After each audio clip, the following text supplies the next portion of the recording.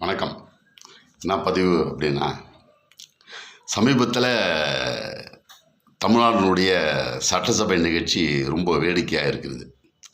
ஏன்னு சொன்னால்,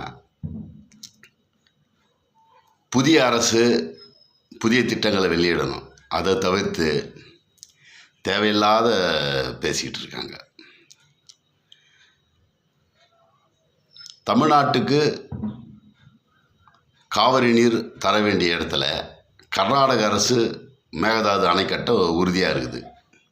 அந்த உறுதியாக இருக்கும்போது அதை தடுத்து அணை கட்ட விடாமல் தடுத்து தமிழ்நாட்டுக்கு என்ன தேவையோ அதை செய்யணும்.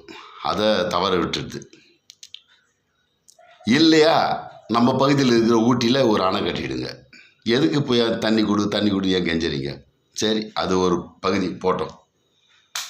சட்டசபையில் இருக்கின்ற அமைச்சர்கள்லாம் தயவுசெய்து 1-2 படிக்க சொல்லுங்கள். கணக்கு கொஞ்சம் ஒரு கற்றுக் கொடுங்க. இந்த மாதிரி கார் வாங்கி கொடுக்காதீங்க.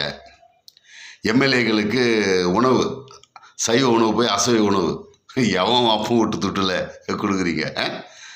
வரி பணத்தில் ஜோசப் விஜய் அவர் மேலே ஆஃபீஸ் ரூமுக்கு 6 கோடி செலவு பண்ணி ஒரு செட்டிங். அதுக்கு ஏன்னா செட்டிங்கில் தானே இருந்தார். அதில் செட்டிங்கு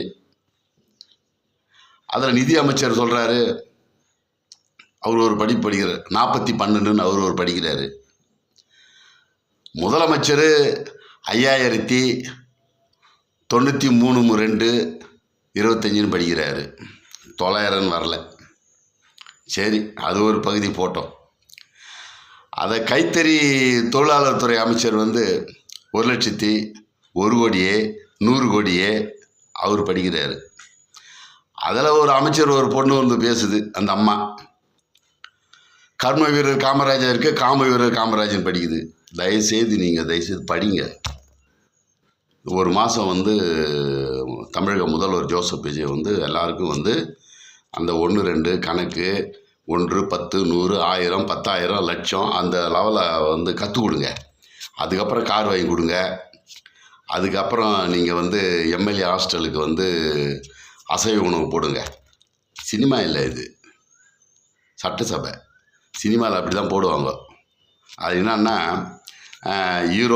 ஹீரோயின் ஃபைட்டருக்கு ஒரு சாப்பாடு, இந்த லைட் மேனு, ஹெல்ப்பரு, அசிஸ்டண்ட்டு, அதே நேரத்தில் ஜூனியர் ஆர்டிஸ்ட்டுக்கு சைவ சாப்பாடு. அந்த ஹீரோ, ஃபைட்டரு, ஹீரோயின் இவங்களுக்கெல்லாம் அசைவ சாப்பாடு போடும். அந்த மாதிரி எம்எல்ஏங்களுக்கு கறி, மீன் போடுங்க. எல்லாம் போடுங்க. எவன் அப்பம் விட்டு போடுங்க. ஏன் நாடு நாசமாக போச்சுடாப்பா இங்கே. ஐயோ எப்பா, தயவுசெய்து அப்பா தமிழக மக்களை வாழ வைங்க. ஒரு கரண்ட்டு பில்லு 300 கட்டி இந்த வீட்டில் இன்றைக்கி 1200 கரண்ட்டு பில் கட்ட வைக்கிறீங்க. இது எங்கே போய் முடியுமோ? நாடு போச்சுடா அப்பா. தமிழ்நாடை காப்பாற்றுங்க தயவுசெய்து. மக்களே இதை பார்த்து தயவுசெய்து கொஞ்சம் கருணை வைங்க.